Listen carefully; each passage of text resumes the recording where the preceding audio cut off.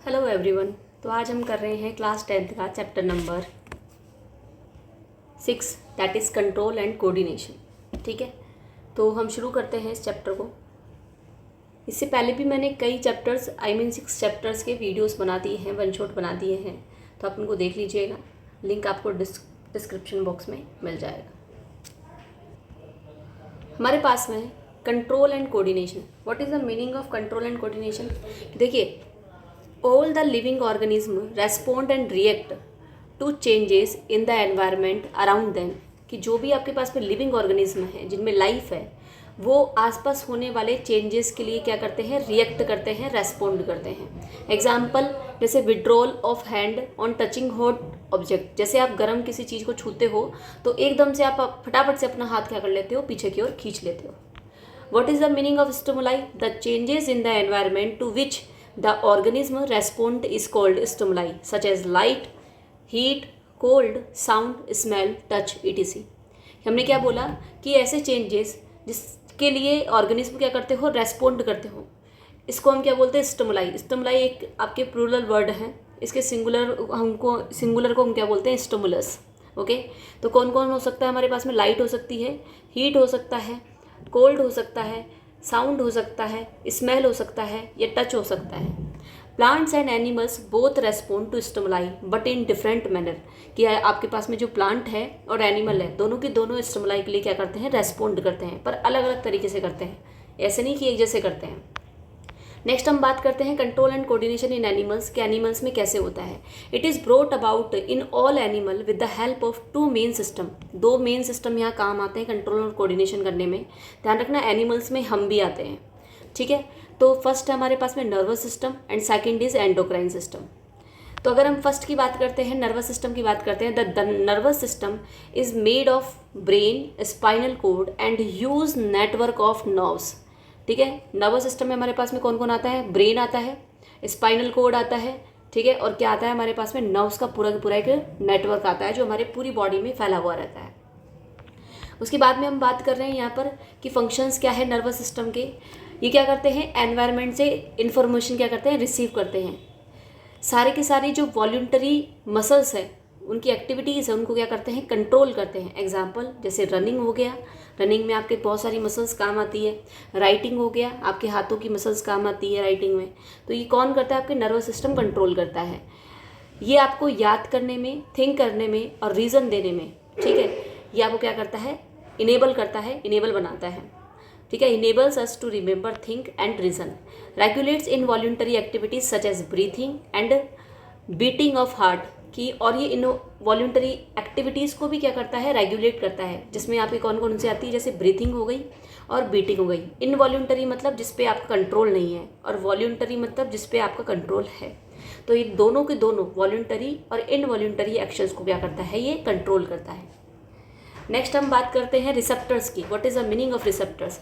कि हमारे पास में these are the specialized tips of some nerve cells that detect the information from the environment. कि हमारे अंदर नर्व्स की कुछ ऐसी स्पेशलाइज्ड टिप्स होती है जो आसपास होने वाली चेंजेस को, एनवायरनमेंट में जो भी चेंजेस है, उनको वो हमारे पूरे नर्वस सिस्टम को क्या कर देती है? इन्फॉर्म कर देती है। हमारे कुछ ऐसे लोकेटेड है इन जो रिसेप्टर्स है। ये रिसेप्टर्स होते क्या है? हमारे पास में सेंस ऑर्गन में मौजूद होते हैं। रिसेप्टर्स क्या काम करते हैं? इन्फॉर्मेशन को कैरी करते हैं। ठीक है, इन्फॉर्मेशन क्या करते हैं? आसपास डिटेक्ट करते हैं इन्फॉर्मेशन को। जैसे अगर मैं बोलूँ ईयर, ईयर क्या करता है? यूज़ आता है आपकी हियरिंग में, यूज्ड इन हियरिंग। और ये आपको क्या करता है? Making balance of body. और ये आपके ध्यान रखना, बैलेंसिंग कौन बनाता है? आपके बॉडी। अगर सेंस ऑर्गन में के बेसिस पर पूछा जाए तो आपकी बॉडी का जो बैलेंसिंग बनाता है वो होता है ईयर, कान। ठीक है, इसमें कौन से रिसेप्टर्स होते हैं? इसमें ध्यान रखिएगा, आपके पास में फोनो रिसेप्टर्स होते हैं। फोनो रिसेप्टर्स होते हैं, फोनो रिसेप्टर्स। ठीक है, फिर हम सेकंड बात कर रहे हैं आइज़ की। आइज़ क्या होता है आपके पास में? Photo receptors. ठीक है, और आप किस में काम करते हो? देखने में काम आते हैं। ठीक है, इसमें कौन से रिसेप्टर्स होते हैं? Photo receptor. फोटो मतलब जो लाइट है उसको, उसके लिए ये वर्ड है। और फोन वर्ड है वो किसके लिए आता है? साउंड के लिए। नेक्स्ट हमारे पास में स्किन। स्किन में कौन से रिसेप्टर्स होते हैं? Thermo receptors. जैसे आप किसी भी हॉट और कोल्ड ऑब्जेक्ट को छू करके, है ना, ऑब्जेक्ट को छू करके बता सकते हो कि ये गर्म है कि ठंडा है कि हॉट है कि कोल्ड है। Use in feeling temperature like hot and cold touch. Okay, next हमारे पास में ऑल फैक्ट्री रिसेप्टर, किस में होता है? ये नोज में होता है। किस में काम आता है? आपके स्मेल करने में काम आता है, ऑल फैक्ट्री। ओके, नेक्स्ट हमारे पास में गैस्टेटरी रिसेप्टर्स, जो किस में काम आता है? टेस्टिंग में, कि भाई टेस्ट कैसा है इसका, स्वीट है कि सॉल्टी है। ध्यान रखिएगा, इनके जो आपके 5 सेंस ऑर्गन है, हमने कौन कौन से पढ़े? Eyes, ear, skin, nose and tongue. इनकी जो रिसेप्टर्स है बहुत इंपॉर्टेंट है, कुछ भी आपसे एमसीक्यूज में पूछ सकता है। नेक्स्ट अगर हम बात करते हैं न्यूरॉन, न्यूरॉन क्या होता है आपके पास में? न्यूरॉन होता है हमारे पास में, ये हमारी पूरी पूरी नर्वस सिस्टम है, उसकी स्ट्रक्चरल और फंक्शनल यूनिट होती है। ठीक है, अगर हम बात करें कि जो नर्वस सिस्टम है उसकी स्ट्रक्चरल और फंक्शनल यूनिट को हम क्या बोलेंगे? न्यूरॉन बोलेंगे। पार्ट्स ऑफ न्यूरॉन, सबसे पहले तो मैं यहाँ पर इसकी डायरेक्टली एग्जाम इस पर जो डायग्राम है उसके बारे में बात करती हूँ। देखो, ये जो हेयर लाइक स्ट्रक्चर्स है इसे हम क्या बोल रहे हैं? डेंड्राइट बोल रहे हैं। ठीक है, ये बीच में जो ये वाली स्ट्रक्चर है, this one is called Soma और सेल बॉडी। बीच में जो ये वाली स्ट्रक्चर है इसे हम बोलेंगे cell nucleus. This one is, ये वाला दिस वन, ये जो चीज़ है यहाँ पर जो लॉन्ग सा एक चैन जा रहा है यहाँ पर, इसे हम क्या बोलेंगे? एक्सोन। एक्सोन, और इस एक्सोन के ऊपर ये क्या लिपटा हुआ है? Myelin sheath. क्या लिपटा हुआ है? Myelin sheath. और ये लास्ट जो नर्व एंडिंग है उसे हम, वहाँ पर कौन होती है? दूसरी नर्व्स यहाँ कनेक्ट होने लग जाती है, तो इस हिस्से को हम क्या बोलते हैं? साइनेप्स। और ये चीज़ क्या हो गई आपके पास में? एक्सोन टर्मिनल हो गई। ओके, तो हमने ये बात कर ली यहाँ पर। तो सबसे पहले हम बात करते हैं डेंड्राइट्स की। ये क्या करती है? इन्फॉर्मेशन रिसीव करती है। सेकेंड है सेल बॉडी। सेल बॉडी क्या करती है? Receive information by dendrites is now travelled as electrical impulse by cell body. तो जैसे ही इसने इन्फॉर्मेशन रिसीव करी, कहाँ से रिसीव करी? डेंड्राइट से रिसीव करी, तो ये इलेक्ट्रिकल इम्पल्स के बेसिस पर कहाँ पर आ जाएगी? सेल बॉडी में आ जाएगी। ओके, इलेक्ट्रोल इम्पल्स की फॉर्म में तब्दील होकर के, बदल करके फिर कहाँ आ जाएगी? सेल बॉडी में।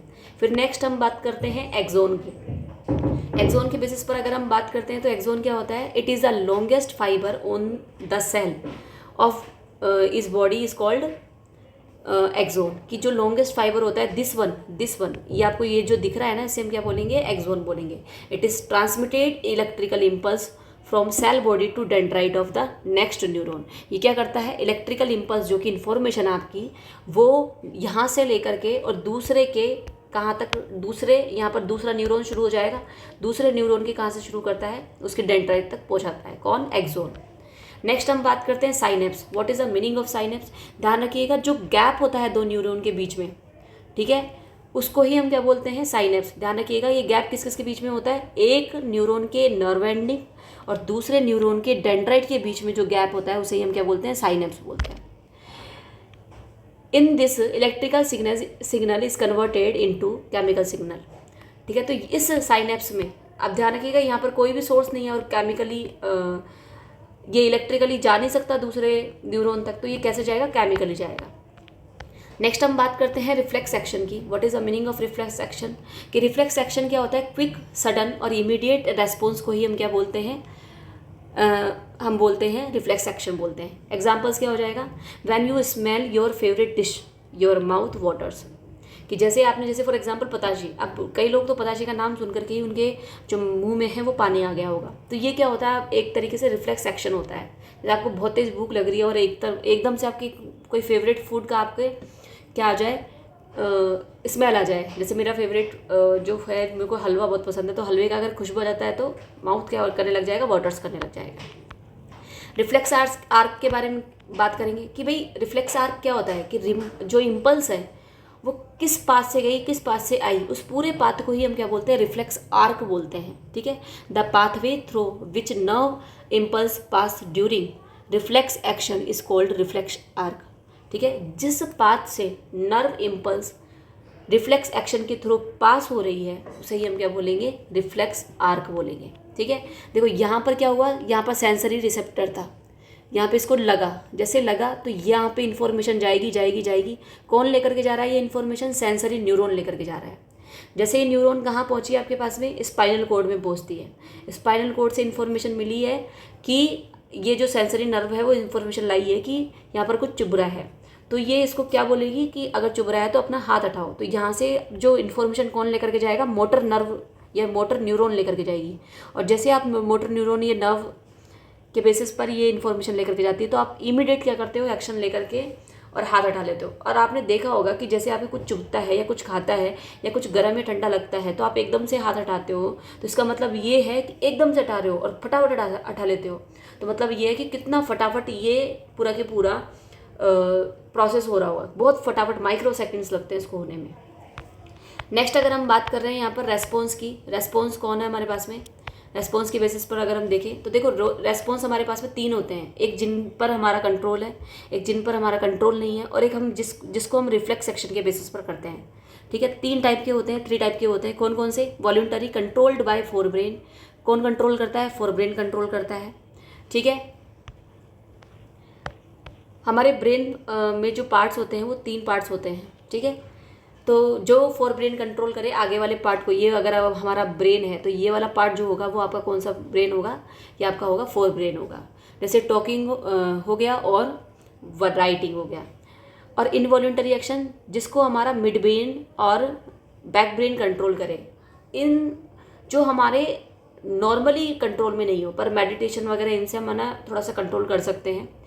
तो जो हमारे एक्शन हमारे कंट्रोल में नहीं है उन्हें हम क्या बोलेंगे? Involuntary action. जो किसके कंट्रोल में रहते हैं? Mid brain. और मिड ब्रेन क्या होता है? ये वाला ब्रेन तो आपके बैक ब्रेन हो गया, दिस वन। और यहाँ पर जो प्रेजेंट रहेगा, यहाँ पर, ठीक है, इस वाली जगह पर, उसे हम क्या बोलेंगे? मिड ब्रेन बोलेंगे। कौन सा हो गया?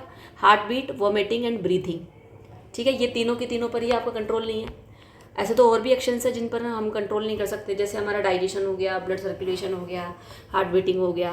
रिफ्लेक्स एक्शन क्या होता है? Control by spinal cord. ध्यान रखिएगा, यहाँ पर जब हम देख रहे थे तो यहाँ पर स्पाइनल कोड ही काम आ रहा था, ब्रेन को तो बाद में पता चलता है अच्छा कुछ हुआ। ठीक है, तो अगर हम बात करें रिफ्लेक्स एक्शन की, कौन कंट्रोल करता है? स्पाइनल कोड कंट्रोल करता है।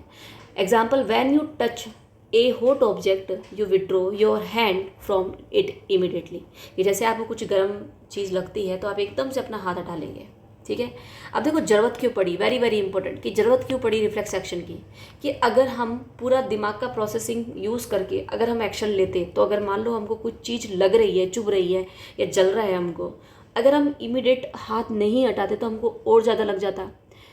अगर दिमाग के पास में पूरी प्रोसेसिंग होने को जाती तो हमको जो एक्शन लेने में वक्त लगता वो ज़्यादा लगता कंपेयर टू रिफ्लेक्स एक्शन। इसलिए रिफ्लेक्स एक्शन बहुत ज़रूरी है जिससे हमको हार्म ज़्यादा ना हो। In some situation such as touching a hot object, pinching या कुछ चुभ रहा है, we need to act quickly. तो हमको एक फटाफट एक्ट करने की ज़रूरत पड़ती है, otherwise our body would be harmed. नहीं तो हमारी बॉडी क्या हो जाएगी? ज़्यादा हार्म हो जाएगी। Here response is generated from a spinal cord instead of brain. तो यहाँ पर जो हमारे पास में रिफ्लेक्स एक्शन है वो कहाँ से जनरेट होते हैं? स्पाइनल कोड से, ना कि ब्रेन से। इसको और ध्यान रखिएगा, ये जो पूरा पैरा है वो भयंकर इंपॉर्टेंट है। नेक्स्ट हम बात करते हैं human nervous system. Human nervous system में 2 पार्ट्स होते हैं आपके, एक तो सेंट्रल नर्वस सिस्टम और एक हमारे पास में जाता है पेरिफेरल नर्वस सिस्टम। ठीक है, सेंट्रल नर्वस सिस्टम को मैं बोलूँगी CN&S और पेरिफेरल नर्वस सिस्टम को मैं बोलूँगी PN&S। देखिए, सेंट्रल नर्वस सिस्टम में जो सेंटर में है, सेंटर में कौन कौन है? ब्रेन, ओके, और ब्रेन के नीचे की ओर जाने वाली जो रीढ़ की हड्डी के अंदर जो वर्टिकल कॉलम है उसके अंदर भरा हुआ लिक्विड, उसे हम क्या बोलेंगे? लिक्विड। और जो भी नेटवर्क्स है हमारे पास में उसे हम क्या बोलेंगे? Spinal cord. तो ये मिड में है। और बाकी इनसे जो भी नर्व्स निकलती है वो आपके पेरिफेरल पूरी बॉडी में फैलती है, उसे हम क्या बोलेंगे? Peripheral nervous system. जिसमें आपके पास में क्रेनियल नर्व्स आ जाते हैं जो कहाँ से अराइज होते हैं? ब्रेन से अराइज होते हैं। और आपके पास में स्पाइनल नर्व्स आ जाते हैं जो कहाँ से अराइज होते हैं? स्पाइनल कोड से अराइज होते हैं। फिर हम पढ़ रहे हैं ह्यूमन ब्रेन। ह्यूमन ब्रेन आपके पास में, इसमें मेन 3 पार्ट्स होते हैं, मैंने आपको पहले बताया 3 है। जो हमारे क्या करता है? Brain is the main coordinating centre of the body. तो जो ब्रेन है वही क्या करता है? सारा चलाता है और सारा रोकता है। तो मेन जो कोऑर्डिनेशन करता है वो कौन करता है? आपका ब्रेन। 3 टाइप के ब्रेन होते हैं। 3 टाइप के ब्रेन मतलब 3 पार्ट्स होते हैं ब्रेन के, टाइप नहीं। कौन कौन सा हो जाएगा? फोर ब्रेन, मिड ब्रेन और hind brain. Fore brain, front brain, middle brain और हिंड ब्रेन को हम क्या बोल सकते हैं? बैक ब्रेन भी बोल सकते हैं। ये हमारा पार्ट है, ये वाला जो मेन पार्ट है वो क्या हो जाएगा हमारे पास में? Fore brain. ये वाला जो पार्ट है आपके पास में, दिस इज हिंड ब्रेन। ठीक है, और हम बात करें तो ये वाला जो पार्ट आ जाएगा आपके पास में, ये जो उसका मतलब क्या हो जाएगा आपके मिड ब्रेन, ठीक है। तो ये वाला जो पार्ट है ये क्या हो जाएगा आपका मिड ब्रेन हो जाएगा, मैंने आपको पहले भी बता दिया था। नेक्स्ट अगर हम बात करें यहाँ पर कि सबसे फर्स्ट हमारे पास में फोर ब्रेन के बेसिस पर अगर हम बात करते हैं, फोर ब्रेन क्या होता है हमारे पास में, it is the most complex part of the brain, it consist cerebrum, very very important. देखो भ्रम कहाँ से होता है, आपको भ्रम एक हिंदी वर्ड है, भ्रम कहाँ से होता है, आपको दिमाग से होता है। तो जहाँ से आपको भ्रम हो उसे हम क्या बोलेंगे, सेरेब्रम, ठीक है। ये क्या करता है, thinking part of the brain, ये थिंकिंग पार्ट होता है ब्रेन का, ये सारे वॉलेंटरी एक्शंस को कंट्रोल करता है और इन्फॉर्मेशन जो क्या करता है, स्टोर करता है। ध्यान रखिएगा जो भी आप लिखते हो, पढ़ते हो, याद करते हो, कोई भी जो आपकी यादें होती है सब कहाँ स्टोर रहती है आपके पास में, आपके फोर ब्रेन में। फिर हम मिड ब्रेन की बात करते हैं, it connects fore brain and hind brain, ये फोर ब्रेन को और हिंड ब्रेन को कनेक्ट करता है। इसके फंक्शन क्या है, कंट्रोल्स इनवॉल्यूंटरी एक्शन, ये इनवॉल्यूंटरी एक्शन को कंट्रोल करता है, जिसमें क्या होता है आपके जो आंखों की पुतलियाँ हैं, साइज ऑफ प्यूपिल, उसको कंट्रोल करता है, उसको चेंजिंग करने में मदद करता है। और जो हमारे पास में रिफ्लेक्स मूवमेंट होते हैं किसके, हेड के और नेक के, उसको क्या करता है, कंट्रोल करता है, कौन, मिड ब्रेन। नेक्स्ट हम बात करते हैं हिंड ब्रेन की। हिंड ब्रेन के भी तीन पार्ट्स होते हैं, वेरी वेरी इंपॉर्टेंट। एक तो सैरेबेलम, यहाँ पर एक तो सैरेबेलम हिंड ब्रेन के पार्ट पड़ते हैं, एक तो पोन्स, मेड्यूला, ये किसके पार्ट है आपके, हिंड ब्रेन के। ये वाला जो पूरा हिस्सा है वो कौन सा पार्ट है आपके पास में, दिस वन, कौन सा, ये वाला जो पूरा हिस्सा है आपका, ये किसका पार्ट है आपके पास में, ये पार्ट है आपके पास में हिंड ब्रेन का। फिर हम सैरेबेलम से याद रखिएगा बैलेंसिंग, ये क्या करता है आपकी पूरी बॉडी का पॉस्चर और कंट्रोल क्या करता है, पॉस्चर और बैलेंसिंग यही बनाता है, कंट्रोल करता है इसको। प्रिसीजन ऑफ वॉलंटरी एक्शन, ठीक है, ये वॉलंटरी एक्शंस को भी मतलब करने में मदद करता है। जैसे आप किसी पेन को उठा रहे हो तो पेन उठाने के लिए आपको हाथों का मूवमेंट बिल्कुल बैलेंस फॉर्म में लेके जाना पड़ेगा, जैसे पिकिंग पेन, ठीक है। तो जैसे कोई भी चीज़ ऑब्जेक्ट उठा रहे हो तो आपको पूरा बैलेंस चाहिए होगा उसके लिए, तो बैलेंसिंग कौन करता है, आपके सैरेबेलम करता है। नेक्स्ट है मेडुला क्या करता है, कंट्रोल्स इनवॉल्यूंटरी एक्शन, जैसे ब्लड प्रेशर, वॉमिटिंग, ये इनवॉल्यूंटरी एक्शन को कंट्रोल करता है, जैसे ब्लड प्रेशर हो गया और वॉमिटिंग हो गया। पोन्स क्या करता है आपके पास में, ये इनवॉल्यूंटरी एक्शन को कंट्रोल करता है पर डिफरेंट टाइप की इनवॉल्यूंटरी एक्शन, जैसे ब्रीथिंग, ओके, ये सारा आ जाएगा।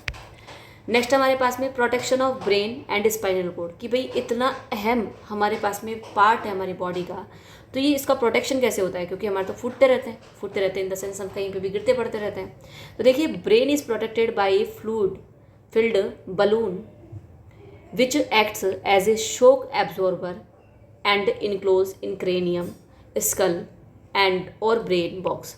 ध्यान रखिएगा जो हमारा ये ब्रेन है ना, ये प्यारा सा ब्रेन एक है ना, एक बहुत बढ़िया तरीके से एक हड्डियों के एक बॉक्स में बंद रहता है, हड्डी के एक बॉक्स में बंद रहता है, और इसके अंदर भी लिक्विड भरा हुआ रहता है। तो जैसे हम हमारे कभी फूटते हैं, ठीक है, तो वो फूटने की वजह से जो भी इसमें ना लगी, तो ये पूरा की पूरा जो वाइब्रेशन है वो केवल यहाँ तक जाए, ब्रेन तक ना पहुँचे। तभी तो आपको हेलमेट लगाने के लिए कहा जाता है, ठीक है। स्पाइनल कोड के बेसिस पर अगर हम बात करें, स्पाइनल कोड आपकी किस में इनक्लोज होती है, वर्टिबल कॉलम, जिसे हम रीढ़ की हड्डी कह रहे हैं। फिर हम बात कर रहे हैं control coordination between nervous and tissue, कि हमारे पास में कोऑर्डिनेशन टिश्यू में और नर्व्स में कैसे होता है। जैसे मान लो कुछ प्रॉब्लम हुई, स्टिमुलस था, जैसे मान लो कुछ गर्म ऑब्जेक्ट था, जैसे हॉट ऑब्जेक्ट था, यहाँ पर हॉट ऑब्जेक्ट ने किसको जलाया, आपकी किसी बॉडी पार्ट को जलाया, तो वहाँ के जो सेंस ऑर्गन है वहाँ से इन्फॉर्मेशन कौन लेकर गया, सेंसरी नर्व लेकर गया। सेंसरी नर्व किसके पास लेकर के जाएगा, सेंट्रल नर्वस सिस्टम, उसमें कौन कौन होता है, ब्रेन होता है और स्पाइनल कॉर्ड होता है। पर ये एकदम से है तो हम किसके पास भेजेंगे, पहले स्पाइनल कॉर्ड के पास में। इन्फॉर्मेशन रिसीव होती है, फिर प्रोसेस होता है, डिसीजन बनता है और फिर रेस्पॉन्स जनरेट होता है, और वो रेस्पॉन्स कौन लेकर के आएगा, आपके मोटर नर्व, कि भाई ऐसे करना है। फिर मसल के पास में इन्फॉर्मेशन आएगी और फिर मसल क्या होगी, सिकुड़ेगी, ठीक है, ये रेस्पॉन्स हो गया हमारे लिए। तो इस तरीके से हमारे पास में जो नर्वस है, ठीक है, या न्यूरॉन है या टिश्यू, न्यूरॉन और टिश्यू है, आपस में काम करते हैं। फिर नेक्स्ट हम बात करते हैं limitation of electric communication and nervous system.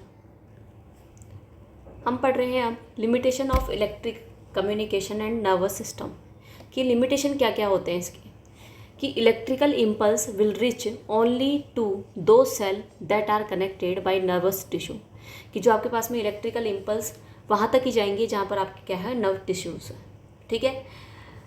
After generation and transmission of an electrical impulse the cell takes some time to reset its mechanism, कि एक बार अगर मान लो कोई भी इलेक्ट्रिकल इम्पल्स उसमें आ गया तो और ट्रांसमिट हो गया, जनरेट हो गया, तो वो वापस स्टार्ट होने के लिए थोड़ा सा टाइम लगेगा, उस इम्पल्स को या उस सेल को वापस स्टार्ट होने के लिए क्या लगेगा, टाइम लगेगा। बिफोर ट्रांसमिटिंग अनदर इम्पल्स, कि दूसरे को लेने के लिए, दूसरे इम्पल्स को लेने के लिए उसको क्या करना पड़ेगा, थोड़ा सा रिसेट करना पड़ेगा। सो cells can not continually create and transmit impulse, कि सेल ऐसा नहीं है कि कंटिन्यूस ही आपको क्या क्या भेजती रहे, इम्पल्सेस भेजती रहे। Plant do not have any nervous system, कि प्लांट के पास में क्या होता है, नर्वस सिस्टम। इसीलिए जो नॉन वेज और वेजिटेरियन है वहाँ पर यही बताया जाता है कि जो एनिमल्स, जो नॉन वेजिटेरियन लोग होते हैं, जो एनिमल्स मतलब वगैरह इनको खाते हैं, जैसे चिकन मटन वगैरह रहता है, तो उनमें क्या होता है, आपके पास में नर्वस सिस्टम होता है। नर्वस सिस्टम होता है तो उनको दर्द अच्छा होता है, जबकि प्लांट्स में ऐसा नर्वस सिस्टम नहीं होता तो उनको पेन नहीं होता कंपेयर टू एनिमल्स। नेक्स्ट हमारे पास में coordination in plants, movement in plant सबसे पहले पढ़ते हैं कि कोऑर्डिनेशन कैसे होता है, मूवमेंट कैसे होता है। देखिए अगर हम बात करें हमारे पास में इंडिपेंडेंट ऑफ ग्रोथ, कि जो ग्रोथ पर डिपेंड ना करते हो, और ऐसे मूवमेंट जो ग्रोथ पर डिपेंड करते हो, ठीक है। हम दो तरीके के पढ़ेंगे। इंडिपेंडेंट में अगर पढ़े तो इमीडिएट रेस्पॉन्स होता है स्टिमुलस के लिए, ठीक है। Plant use electrical chemical means to convey information, plant electrical और केमिकल दोनों तरीके की क्या करती है, कन्वे यूज़ करती है सेल टू सेल इन्फॉर्मेशन पहुंचाने के लिए। For movement to happen cell changes their shape by changing the amount of water in them resulting in swelling और श्रिंकिंग ऑफ सेल। ध्यान रखिएगा, अगर आपने छुई मुई का प्लांट देखा हो तो जैसे उसमें उसको आप टच करोगे तो उसमें से क्या होगा, जो उसकी सेल्स है उसमें से वाटर है ना दूसरे पार्ट्स में जाना शुरू हो जाएगा।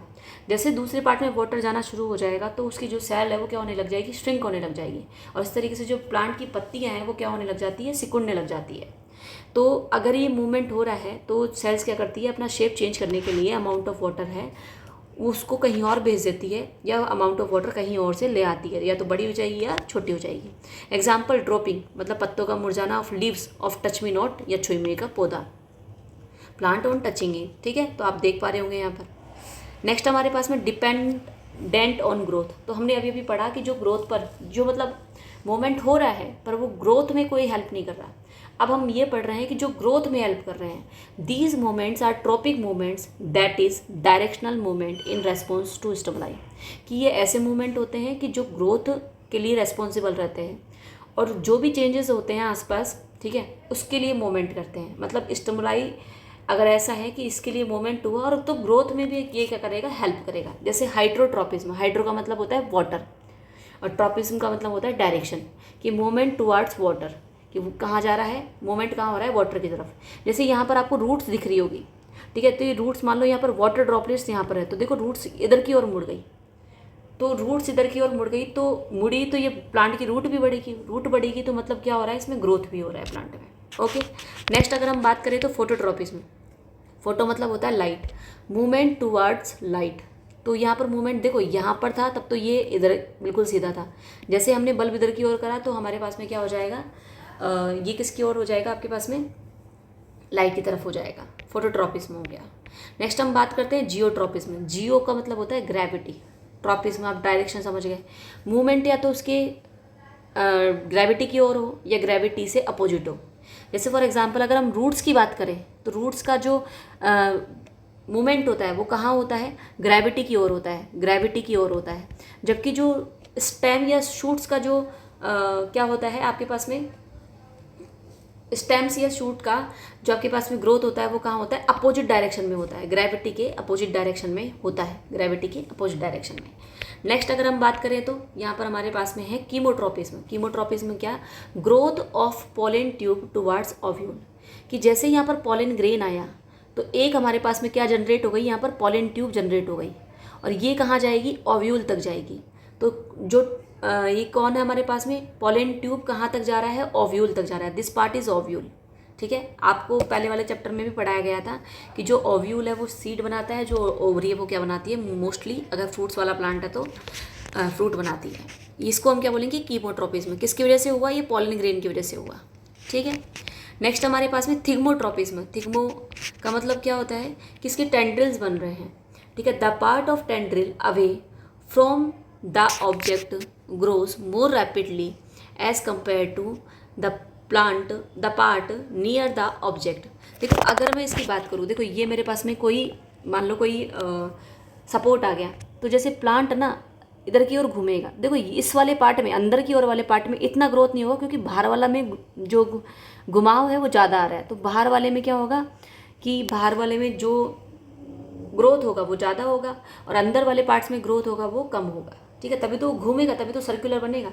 This causes circulating of tendril around the object. ठीक है, तो आप समझ पा रहे होंगे। तो यहाँ पर हमने बात कर ली थिग्मोट्रोपिज्म की। नेक्स्ट हमारे पास में प्लांट हार्मोन। एक क्वेश्चन हमेशा बनता है इसमें से, देखिएगा प्लांट हार्मोन में क्या है हमारे पास में, कि ये प्लांट हार्मोन क्या होते हैं, केमिकली कंपाउंड होते हैं which help to coordinate growth development and responses to the environment. जो किस में हेल्प करते हैं आपके पास में, कि जो एनवायरनमेंट को रेस्पॉन्स करने में, ग्रोथ करने में और प्लांट के डेवलपमेंट में। मेन प्लांट हार्मोन है हमारे पास में ऑक्सिन। ऑक्सिन ये कहाँ पर होता है, कहाँ पर बनता है, शूट टिप पर। जैसे ये प्लांट है तो कहाँ बनेगा, यहाँ पर बनेगा। ठीक है, helps the cells to grow longer. ये किस में काम आता है, सेल्स को लॉन्गर ग्रो करवाने में। और ये फोटोट्रॉपिज्म के क्या होता है, फोटोट्रॉपिज्म में इन्वॉल्व होता है। जैसे आपको बताया था ना कि प्लांट इधर की ओर जा रहा है, ध्यान रखना इसको शाही हार्मोन भी बोलते हैं हम, शाही हार्मोन भी बोलते हैं। रीज़न क्या है कि जैसे देखो ये क्या करता है, जैसे प्लांट था यहाँ पर लाइट हमने लगा रखी है, तो ये मान लो ये ऑक्सीजन यहाँ पर बना हुआ था। ऑक्सीजन कहाँ बना हुआ था, मैं पेन चेंज कर लेती हूँ। ये ऑक्सीजन आपके मान लो यहाँ बना हुआ था। जैसे ही ऑक्सीजन यहाँ बनता है तो ये इसको लाइट दिखी, जैसे लाइट दिखेगी तो ये ऑक्सीजन है ना इधर की ओर आ जाएगा, और जिधर की ओर आएगा उधर की ओर सेल्स क्या हो जाएगी, डेवलप हो जाएगी। इसलिए प्लांट का जो ग्रोथ है वो इधर की, आपको ऐसा लगता है कि प्लांट लाइट की तरफ झुकता है, जबकि जो ऑक्सीजन हार्मोन है वो दूसरी तरफ चले जाता है और वहाँ पर क्या होता है, ग्रोथ ज़्यादा हो जाता है, इसलिए प्लांट लाइट के टुवर्ड्स झुक जाएगा। नेक्स्ट हम बात करते हैं इसमें। नेक्स्ट हमारे पास में जिब्रेलिन। जिब्रेलिन क्या बोलते हैं कि भैया जो स्टेम होता है, जो तना होता है, उसकी ग्रोथ में क्या करता है, ये हेल्प करता है। नेक्स्ट है साइटोकाइनिन। साइटोकाइनिन की जो सेल डिवीज़न करके फिर क्या करता हो, ग्रोथ को प्रमोट करता हो, सेल को क्या करता है, division. Present in the greater concentration in fruits and seed. किसमें ज़्यादा प्रेजेंट रहता है, फ्रूट्स में और सीड्स में। एब्सिसिक। एब्सिसिक क्या होता है, ये ग्रोथ इनिबिटर हार्मोन होता है कि जो ग्रोथ को रोके। कई बार हमारे प्लांट के आसपास ऐसी एडवांस कंडीशन बन जाती है, फॉर एग्जांपल जैसे प्लांट में पानी नहीं है, या बहुत ज़्यादा ठंड है, या बहुत ज़्यादा गर्मी है, तो उस टाइम पे ये प्लांट की ग्रोथ को क्या कर देते हैं, रोक देते हैं। ठीक है, कौन सा हार्मोन आ जाएगा वहाँ पर, एब्सिसिक एसिड डेवलप हो जाएगा। इसकी वजह से ही जो प्लांट की पत्तियाँ हैं वो क्या होती है, मुरझाना शुरू करती है। इसे हम स्ट्रेस हार्मोन भी कहते हैं। अब ऐसा नहीं है कि आपको स्ट्रेस होता है, ठीक है, सबको होता है। तो नेक्स्ट हम बात करते हैं हार्मोन इन एनिमल्स। नेक्स्ट हम बात कर रहे हैं हार्मोन इन एनिमल्स। देखिए हार्मोन्स की अगर मैं बात करूँ, हार्मोन क्या होते हैं, आपके पास में केमिकली सब्सटेंस होते हैं, और ये लिविंग ऑर्गेनिज्म की ग्रोथ की जो एक्टिविटीज़ होती है उसकी कोऑर्डिनेशन में भी काम आते हैं। अब देखो एंडोक्राइन ग्लैंड। एंडोक्राइन ग्लैंड्स की अगर हम बात करते हैं, these gland secreted their product hormone into the blood. ध्यान रखिएगा ये आपके पास में डक्टलेस मतलब इनमें कोई पाइप्स नहीं होते हैं, डक्टलेस ग्लैंड्स होती है ये। ठीक है, जिसे हम क्या बोलते हैं, एंडोक्राइन ग्लैंड्स बोलते हैं। इसीलिए ये अपना जो प्रोडक्ट है वो कहाँ सिक्रेट करती है, ब्लड, और ब्लड पूरे बॉडी में फैलता है। तो अगर हम इसकी बात कर रहे हैं पूरे आपको दिख रहा होगा डायग्राम सामने, तो अगर हम यहाँ पर आते हैं तो सबसे पहले ब्रेन में कौन होता है, हाइपोथैलेमस। ठीक है, इसे हम आपके हेडमास्टर ग्लैंड भी कह सकते हैं। पिट्यूटरी ग्लैंड ये आपके मास्टर ग्लैंड हो गई। पीनियल ग्लैंड, यहाँ पर नीचे आते हैं तो ये क्या हो गई हमारे पास में, थाइमस। जो जैसे जैसे हम बड़े होते जाते हैं थाइमस ग्लैंड हमारी कम होती जाती है। थायराइड और पैराथायराइड ये रही, ठीक है, यहाँ गर्दन में होती है।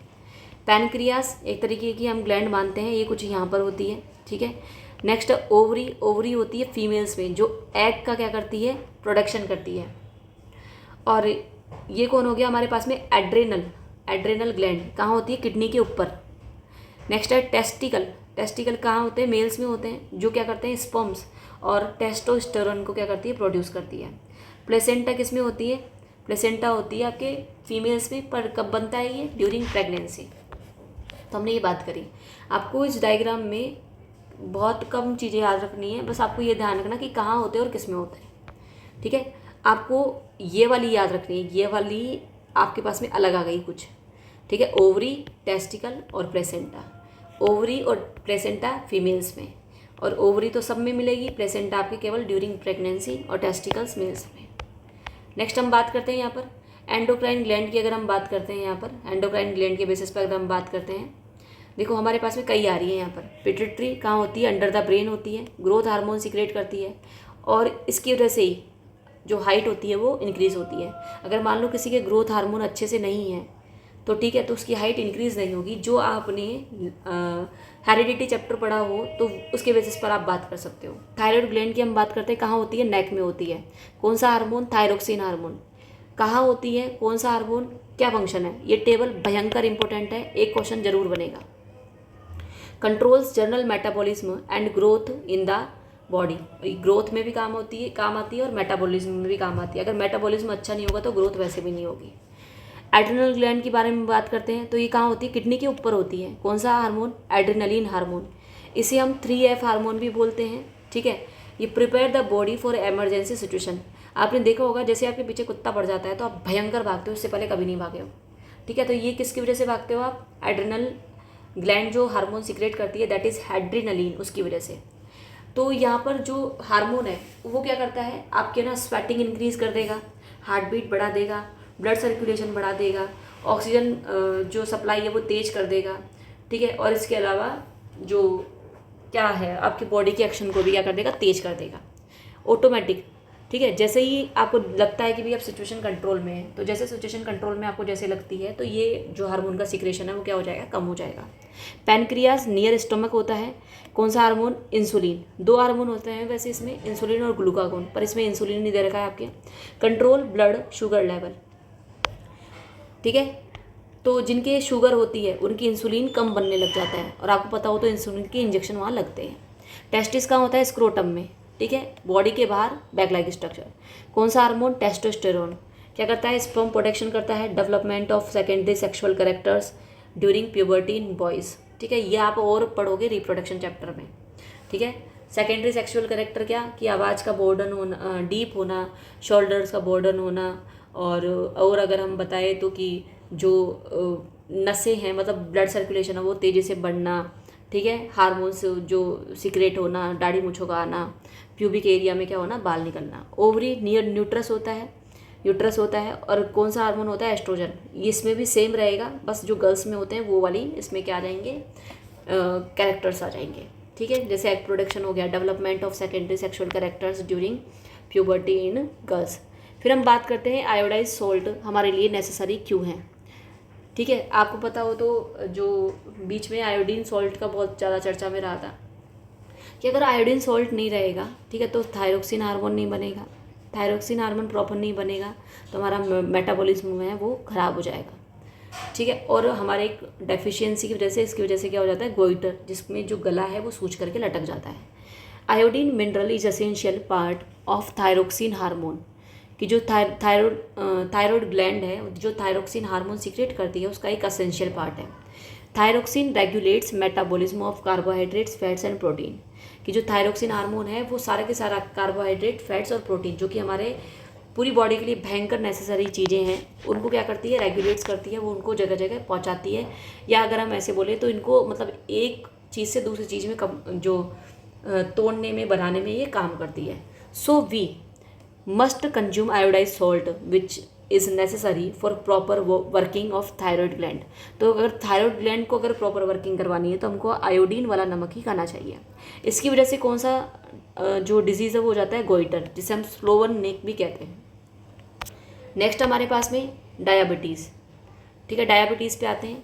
देखिए डायबिटीज़ कब होता है? जब ब्लड में शुगर लेवल इंक्रीज़ हो जाता है, ठीक है। ब्लड में शुगर लेवल को कंट्रोल कौन करता है? इंसुलिन। इंसुलिन कौन बना रहा था आपके पास में बना रहा था pancreas. Cause due to the deficiency of insulin hormone secreted by pancreas that is responsible to the control blood sugar level. कौन कंट्रोल करता है? आपके पैनक्रियाज में प्रेजेंट इंसुलिन, ठीक है। ट्रीटमेंट क्या होता है, अगर ये हो जाता है तो इंजेक्शन लेने पड़ते हैं इंसुलिन हार्मोन के। फीडबैक मैकेनिज्म क्या कि हाँ ज़रूरत पड़ रही है बना दो, अब ज़रूरत नहीं है रोक दो, तो इसी को ही हम क्या बोलते हैं, फीडबैक मैकेनिज्म बोलते हैं। ठीक है, क्या कि ज़रूरत पड़ रही है इस हार्मोन की बनाओ, अब नहीं पड़ रही है तो मत बनाओ। द एक्सेस और deficiency of hormones has harmful effect on our body. ध्यान रखना, ज़्यादा बनना और कम बनना दोनों ही हार्मफुल है, इसलिए हमारे पास में कितना बनना चाहिए जितना हमको रिक्वायर्ड है। Feedback mechanism makes sure that hormone should be secreted in precise quantity and at right time, कि जिस टाइम पे ज़रूरत है और जितनी ज़रूरत है उतना ही बने। तो वो कौन संभालता है, फीडबैक मैकेनिज्म संभालता है। जैसे अगर हम बात करते हैं feedback mechanism to control the sugar level in blood as follows. कैसे, जैसे मान लो शुगर लेवल इंक्रीज़ हो गया ब्लड में, तो ये है ना पैनक्रियाज की जो सेल्स है वो डिटेक्ट कर लेगी कि भैया ब्लड में शुगर लेवल क्या हो गया, इंक्रीज़ हो गया। ये फटाफट से क्या करने लग जाएगी आपके पास में, ये फटाफट से इंसुलिन का क्या करने लग जाएगी, सिंथेसिस करने लग जाएगी। जैसे इंसुलिन का सिंथेसिस होने लग जाएगा, ब्लड के पास चले जाएगा इंसुलिन, और वहाँ पर शुगर लेवल को क्या कर देगा, वो डिक्रीज़ कर देगा। जैसे ही शुगर लेवल डिक्रीज़ होगा तो इंसुलिन का जो प्रोडक्शन है या जो सिक्रेशन है वो क्या हो जाएगा, रुक जाएगा। ठीक है, तो इस तरीके से हमारे पास में क्या होता है, ये पूरा फीडबैक मैकेनिज्म काम करता है। जैसे यहाँ पर इंक्रीज़ हुआ, अब ठीक है, तो जैसे इंक्रीज़ होता है ये सारा प्रोसेस हुआ, अब फिर ये डिक्रीज़ हो गया। फिर जैसे मान लो ये कम हो गया, तो ये कौन आपके डिटेक्ट कर लेगी, पैनक्रियाज की सेल्स डिटेक्ट कर लेगी, अब वो क्या कर देगी, स्टॉप कर देगी इंसुलिन का प्रोडक्शन। तो इस तरीके से हमारे पास में कंट्रोल एंड कोऑर्डिनेशन का कंप्लीट वन शॉट पूरा होता है। तो if you like my video then like share and subscribe. इसके आपको जो क्वेश्चंस है वो मैं आपको डिस्क्रिप्शन बॉक्स में दे दूँगी, और इस जो प्रीवियस जो मैंने चैप्टर्स बना दिए हैं वो भी आपको डिस्क्रिप्शन बॉक्स में मिल जाएंगे। Please support, thank you so much, like share and subscribe, thank you so much to all.